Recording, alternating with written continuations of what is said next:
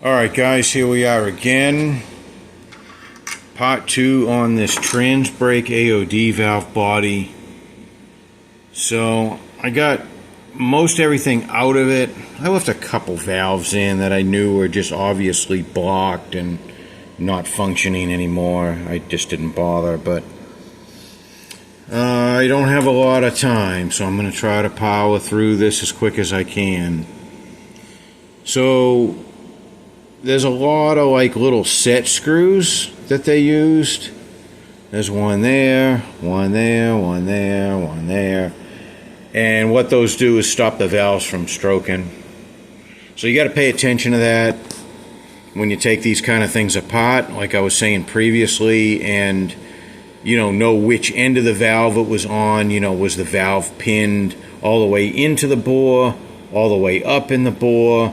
You got to pay attention to this stuff. Now, the thing I don't know is, because this is a unknown valve body, it's not working currently, were these things right when I got them? Even if I put it back together the way it was, I don't know that it was right. So, hopefully it was. The only real way for me to know that is to start mapping circuits. So, I'm not going to just automatically take the time to do that. What I'm going to do is just put it back together. I'm cleaning everything. I cleaned the casting. I lapped it to make sure it was flat, and it was pretty good actually. And so this is clean, and the valves are still kind of oily. I'm just going to clean those as I install them back in.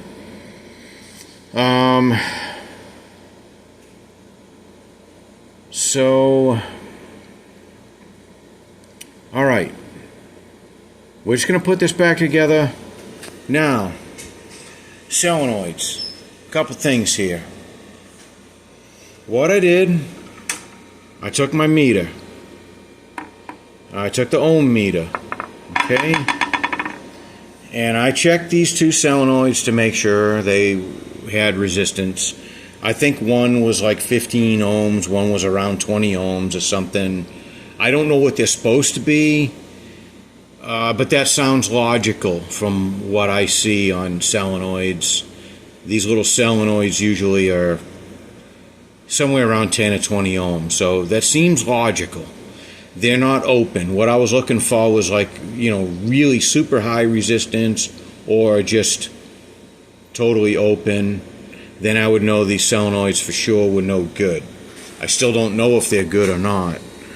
One thing I had kind of noticed, so what you got to look at on these too, you have little O-ring seals, and you have small holes feeding these, so you have to make sure that these O-rings are sealing properly, because if they're not, and the solenoid tries to close and shut the oil off, it does it no good if it's just leaking past the O-ring anyways.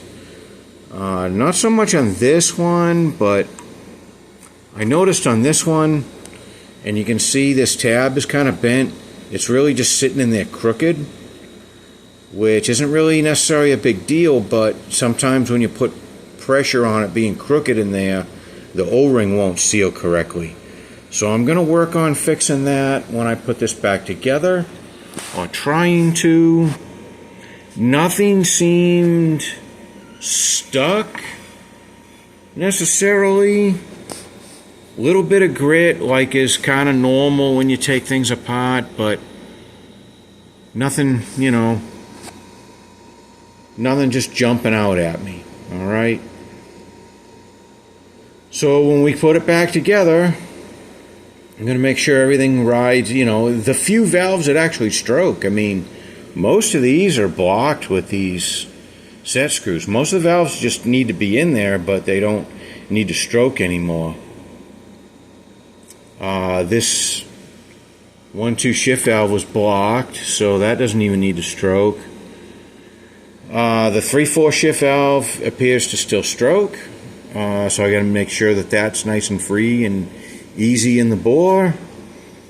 And the 1-2 shift valve seemed to that strokes. They put a stronger spring on it, I noticed. That's probably, I believe this is for your Transbrake, and they put the stronger spring on here to try to get the release time faster. is probably the theory behind that. Simple stuff. So, alright.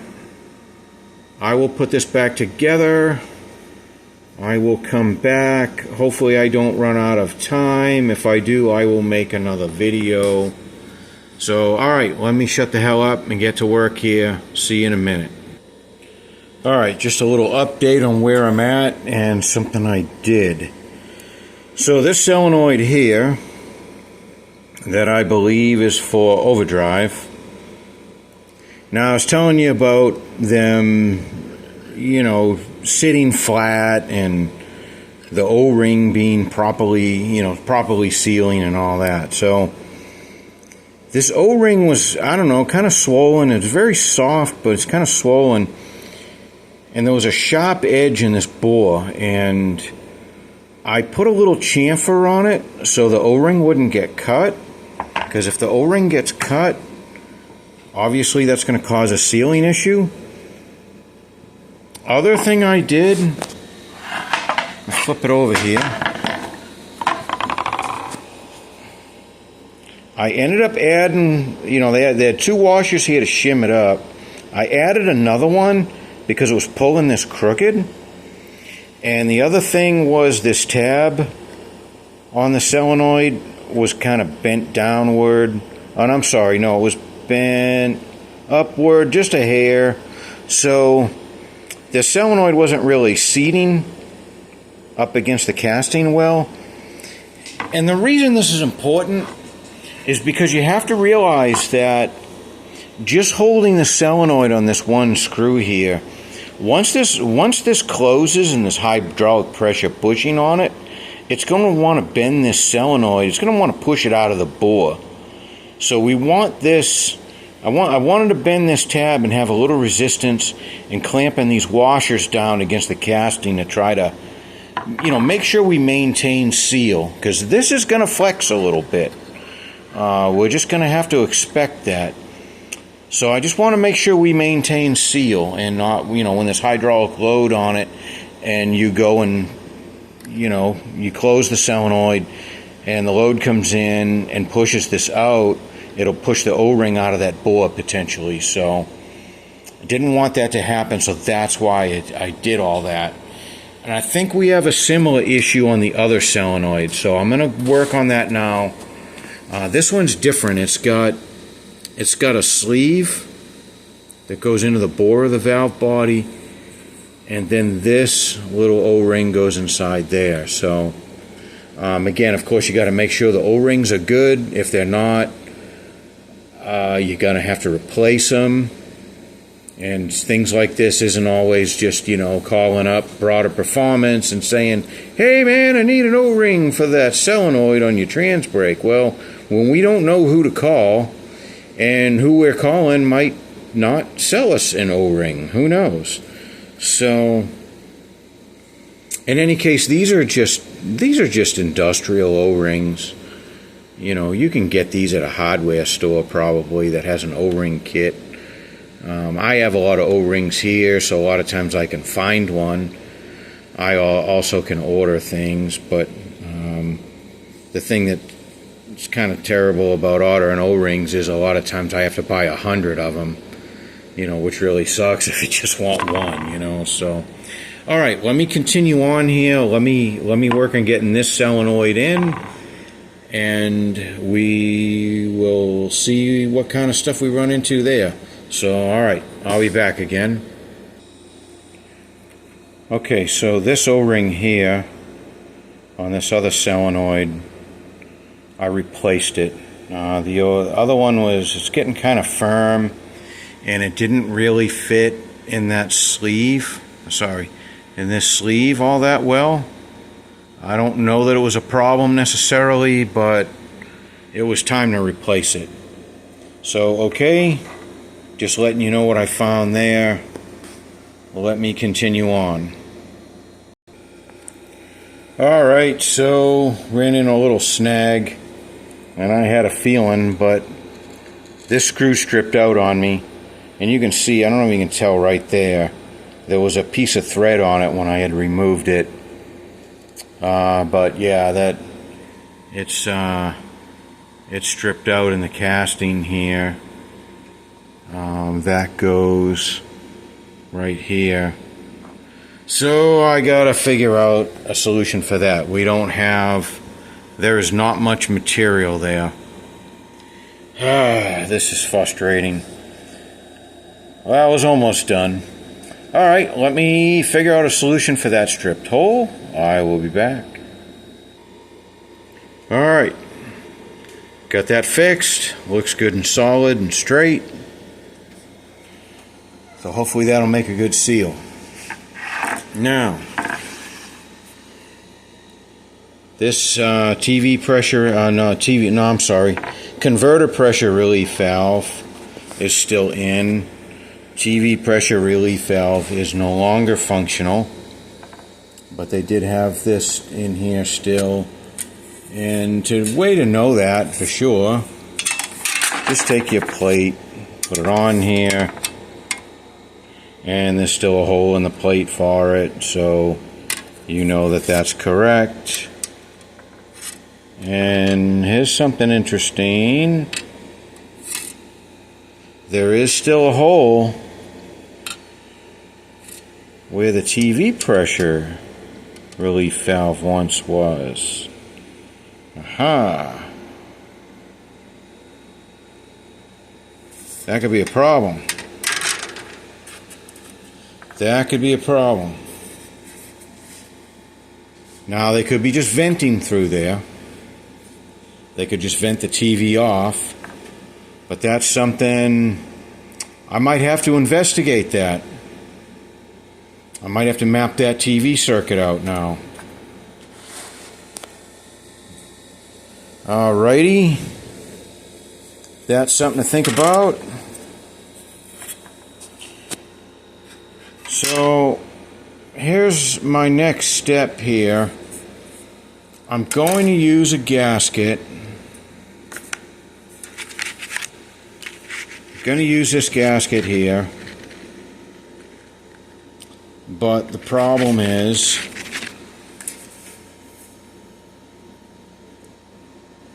if you look, I'll hold this up for you. Like you can see there, you can see there. You can see there. There's a lot of holes that are not in the gasket that this new plate has. So I'm going to have to address that. Alright, hang on 1 minute. The other thing I want to do, I am concerned about that TV thing. And I told you I was running out of time, too. You know, it's so hard for me to get a couple hours together where I don't get interrupted or have to go do something. So, alright. Let me check the rest of the check balls. Make sure none of those are supposed to be there. I'm going to modify the gasket, and then I'm going to start looking into this TV pressure thing. Let's see, they did not block that hole in the casting, because there is a hole through the casting here, so that's venting out something. Now, maybe it's supposed to. I don't know that that's wrong, but I don't know that it's right either, so I'm going to just kind of give that a quick look over and see. Again, I'm trying to do this fast. I don't want to learn this valve body. I just want to get it working and get it out the door, kind of thing. Customer would appreciate that.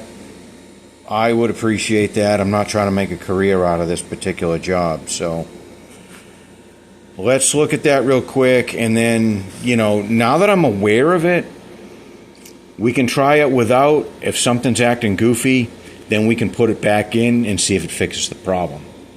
But I don't really see why we need TV anymore, because it's manual shift. So the TV performs two functions. It delays our shift points and ups our line pressure. But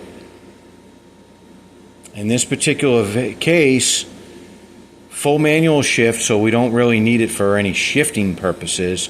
Only real reason it might be there would be for line pressure, but when I took the pressure regulator apart, it does not use boost anymore. And it looks like also with these two pins, two sides of the boost valve are canceled. Three sides of the boost valve are canceled. All three sides of the boost valve are canceled.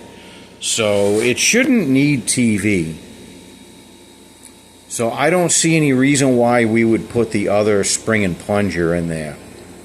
But again, because there's a hole there being vented out, a little bit concerned, but I'm pretty confident that it's an intentional vent. So I'm not going to worry about it too much, but I will trace that back real quick. So, okay guys, give me a minute again. Hopefully I don't have to leave. Hopefully I'll be back. If not, I'll be back in another video. Because there will be a part 3 on this valve body for the dyno testing. Alright, hang on again. Alright, let me just show you what I'm doing here. So I put, this is an alignment pin location, and this is the other alignment pin location. So I put the gasket down, I put the plate down, and I just went, I took my little drill and I poked holes in the gasket where I need the holes. And of course that's too small, and I don't have like a gasket puncher or anything. So what I'm going to have to do is I'm going to take this off, and then I'm going to look at my gasket and find my punched holes with the little drill bit I have there. And then I'm just going to take a razor blade and just cut little square holes, you know, whatever best I can do. I have an X-Acto knife set, but it's not here. It's at my other shop. So I'll just do the best I can with a little razor blade, corner of a razor blade. It'll be fine. So, alright, let me get that done. Alright, now here's one for you guys at major and minor things. See the ugly hole I cut? Let's see, there's some more. Got a slot. Got an ugly square hole. What's that, a rhombus or something? You know? So you guys at home are going, oh my god, that looks like crap. Yeah, doesn't matter. Here's what matters. What got the customer in trouble? Or potentially got the customer in trouble? This little hole here, with a little bit of shifting, covered up that hole. So, we got plenty of room now. Now, before you start badgering me, here's what matters. We don't want any obstructions in the holes in the plate, right? We can understand that. Now, I'm going to put this gasket, let's put our alignment pins in. I'm going to put this gasket, man, these gaskets never really line up that well, but when you look at my crappy hole, it's into a void, so it's not cutting across and creating cross leaks in the passages. That's what matters, okay? See that ugly one? But again, it's just into a void. I can see it, but okay, yeah, there, right there. Right here. It's into a void. Void. Doesn't matter that it's the holes cut in the gasket, you know, in an ugly shape and too big. It's big enough so that if it shifts a little bit during installation, it's still not going to block the hole in the separator plate. That's what's important. And also that we didn't cut it so insanely big that we cut across a passage and create a cross leak. We obviously are not seeing that problem here. You know, that didn't happen. Alright? There's another one. It's into the passage a little bit, but it's not too much. So, alright. That's that. Let me get the plate on here. And we're about 20 minutes now, so I'm going to end this. Like I told you, I have to leave. So we'll end this video here at part 2. I will put the separator plate back on. I think we're going to leave that TV hole open that I was talking about. I think we're okay. And next video, we're going to go on the valve body dyno and see if this thing actually works. And if not, what it's doing. And then diagnose it from there. Alright. Thanks for watching, guys. And remember, professional only means you get paid, doesn't make you a winner.